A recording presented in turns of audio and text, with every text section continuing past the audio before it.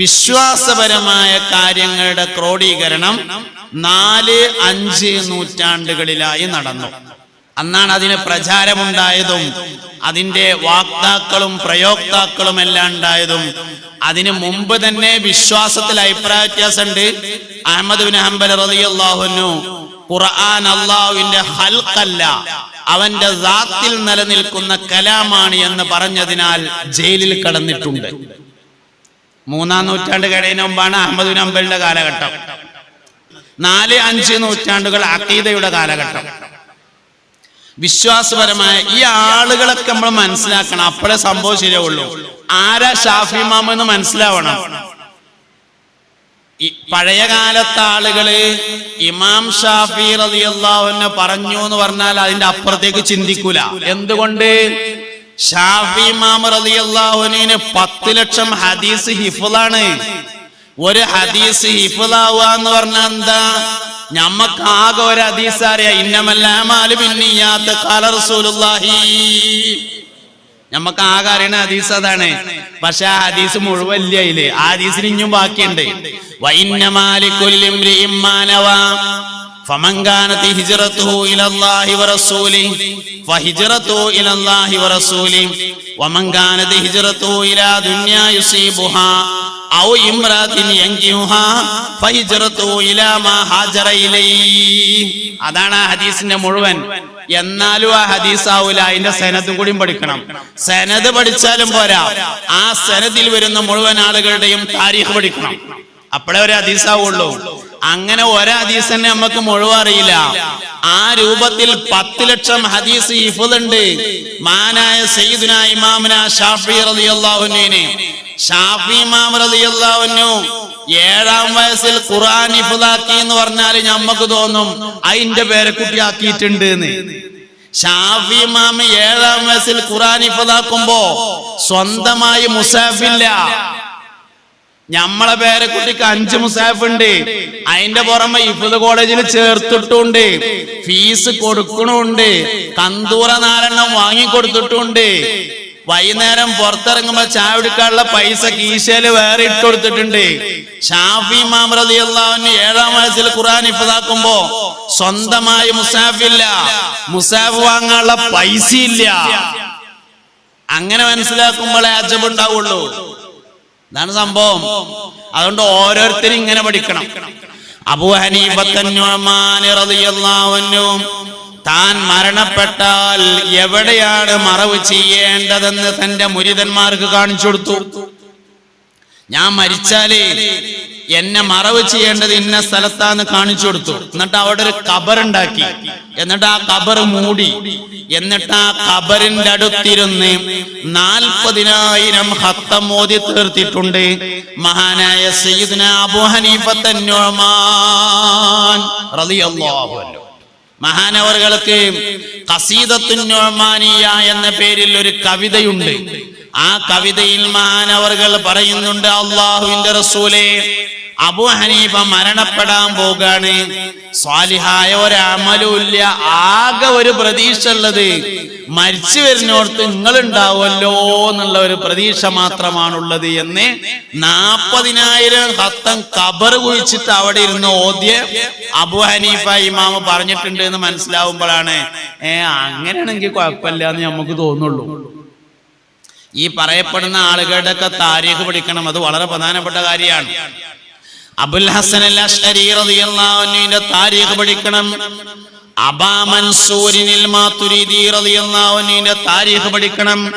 മുബ്തദികൾ സഹീഹുൽ ബുഖാരി അംഗീകരിക്കും, ഇമാം ബുഖാരിനെ അംഗീകരിക്കൂല. റളിയല്ലാഹു അൻഹു ബിദഅത്തുകാരി സഹീഹുൽ ബുഖാരി അംഗീകരിക്കും. തമ്മ തെറ്റിയാൽ ബുഖാരിയിൽ ഉണ്ടോ എന്ന് ചോദിക്കും. നമ്മൾ സഹീഹുൽ ബുഖാരിയെയും അംഗീകരിക്കും, ഇമാം ബുഖാരിയെയും അംഗീകരിക്കും. മുഹമ്മദ് ബിൻ ഇസ്മായിൽ അൽ ബുഖാരി റളിയല്ലാഹു അൻഹുവിന്റെ വാപ്പ ചെറുപ്പത്തിൽ മരണപ്പെട്ടിട്ടുണ്ട്. മഹാനവറുകൾ ഉമ്മയുടെ സംരക്ഷണത്തിനാണ് വളർന്നത്.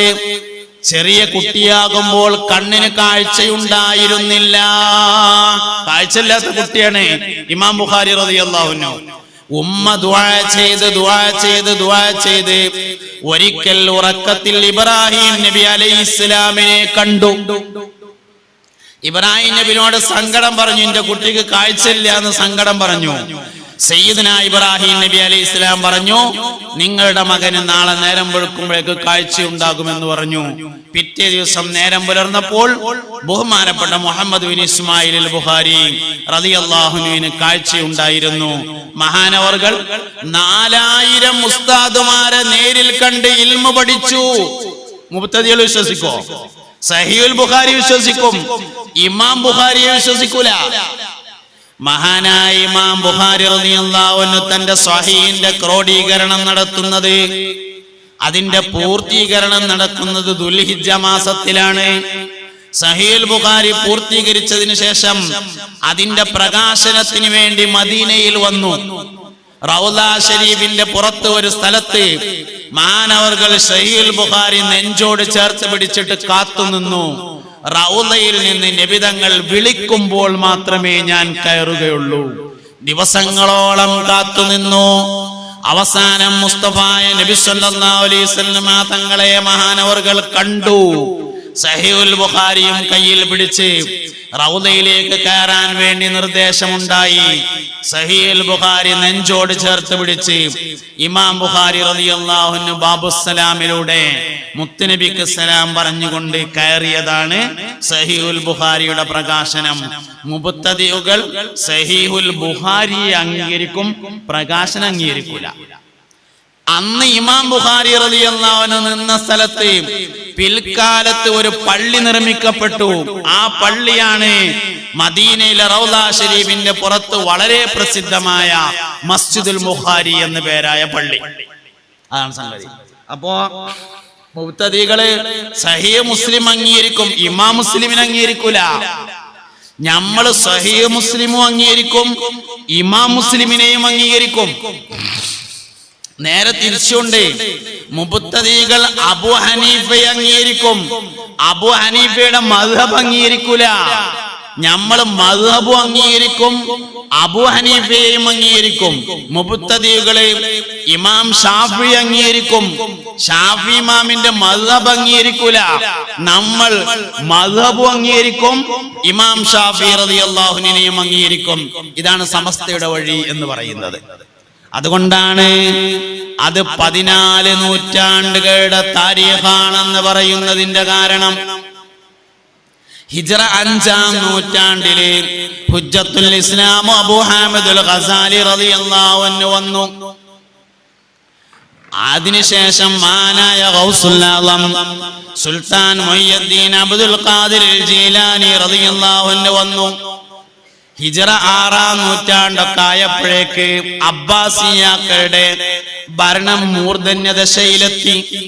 അബ്ബാസിയാക്കളുടെ ഭരണം എന്ന് പറഞ്ഞാല് മുസ്ലിങ്ങൾക്ക് ധാരാളം രാജ്യങ്ങൾ കീഴ്പ്പെട്ടു, ഇസ്ലാമിന് ധാരാളം സമ്പത്തുണ്ടായി, മുസ്ലിങ്ങൾ സമ്പന്നന്മാരായി, ഇസ്ലാമിൽ ഒരുപാട് പണക്കാരുണ്ടായി. പണക്കാര് ധാരാളമുള്ളതിനാൽ ഒലക്ക ചെരിച്ചിടാൻ തുടങ്ങി. മനസ്സിലായില്ല.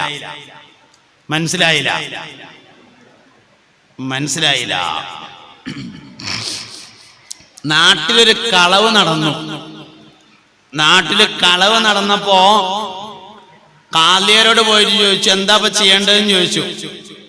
അതില് പറഞ്ഞു, ഒരു ഒലക്ക എന്ന് പറഞ്ഞ നെല്ലിടിക്കുന്ന സാധനം, അതിങ്ങനെ നിർത്തിയിട്ട് അത് മൂടോളം സ്വർണമാണെന്ന് പറഞ്ഞു.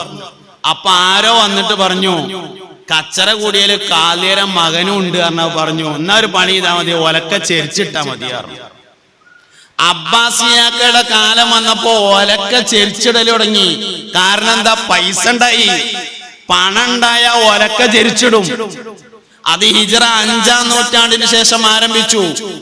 3-ാം നൂറ്റാണ്ട് വരെ കർമ്മശാസ്ത്രത്തിന്റെ ക്രോഡീകരണം ഉണ്ടായി. 4ഉം 5ഉം നൂറ്റാണ്ടിൽ വിശ്വാസപരമായ ശാസ്ത്രത്തിന്റെ ക്രോഡീകരണം നടന്നു. 6-ാം 7, 8 നൂറ്റാണ്ടുകളിൽ ത്വരീഖത്തുകളുടെ പ്രചരണം ഉണ്ടായി ലോകത്ത്. ആളുകൾ അതിന്റെ മുമ്പ് വന്നിട്ടുണ്ട്. ഗസാലി ഇമാമാണ് തുടക്കം കുറിക്കുന്നത് 5-ാം നൂറ്റാണ്ടിലാണ്. ഗൗസുൽ ആലം 470 5-ാം നൂറ്റാണ്ടാണ്. 400 മുതൽ 500 വരെ ഉള്ളതിനെയാണ് 5-ാം നൂറ്റാണ്ട് എന്ന് പറയാ. 500 മുതൽ ഉള്ളതിനല്ല കേട്ടോ 5-ാം നൂറ്റാണ്ട് എന്ന് പറയാ. 500 വരെയുള്ള കാലഘട്ടമാണ് 5-ാം നൂറ്റാണ്ട്. അപ്പൊ 5-ാം നൂറ്റാണ്ടിൽ ആദ്യം ഇമാമുൽ ഹറമൈനി റളിയല്ലാഹു അൻഹു വന്നു. മഹാനവറുകളാണ് ആദ്യമായി തസവുഫിനെ കുറിച്ച് സംസാരിക്കുന്നത്. തസവുഫ് എന്ന് വിമർശിക്കപ്പെടുന്ന ഒരു കാര്യമാണ്. ബിദ്അത്തുകാർ അംഗീകരിക്കൂല തസവുഫ്. എന്തേ? മനുഷ്യൻ നേരാവണേൽ കണ്ടുകൂടാ, എന്നെ പ്രശ്നം. നന്നാവണേന് ശൈത്താനെതിരാണ്. തസവുഫ് എന്ന് പറഞ്ഞാൽ മനുഷ്യന്മാരെ നേരാക്കും, സ്വഭാവം നേരാക്കും, പെരുമാറ്റം നേരാക്കും. അതിന് ബിദ്അത്തുകാർ എതിരാണ്. അതുകൊണ്ട് തസവുഫിനെതിരാണ്.